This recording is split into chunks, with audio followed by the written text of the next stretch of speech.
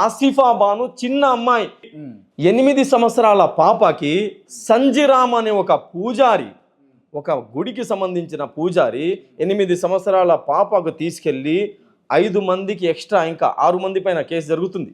6 మంది ఇప్పుడు కూడా కేసు జరుగుతుంది కోర్టులో. 6 మంది కలిసి, దాంట్లో పోలీస్ అధికారులు కూడా ఉన్నారు, వీళ్ళందరూ కలిసి 6కు 6 మంది మన హిందూ ఇళ్లలో పుట్టిన మనుషులే.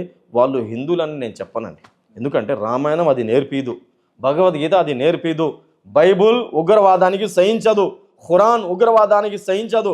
ఖురాన్ అయినా, రామాయణమైనా, భగవద్గీత అయినా, ఎన్ని పుస్తకాలు ఉన్నాయి, అన్ని శాంతి మెసేజ్ ఇస్తున్నాయి, శాంతి సందేశం ఇస్తున్నాయి.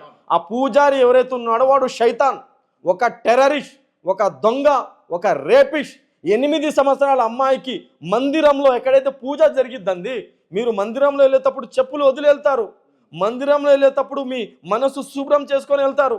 మేము మసీద్కి వెళ్ళేటప్పుడు ఎంతో పవిత్రంగా వెళ్తాము.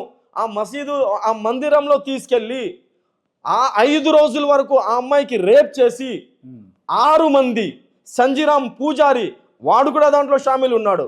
ఆ అమ్మాయికి 8 సంవత్సరాల పాపకి రేప్ చేసి బండ తీసుకొని తల పగలగొట్టి ఆ అమ్మాయికి చంపేశారండి. వీళ్ళకు మేము ఏమనాలండి? ఏ ఉగ్రవాదులు?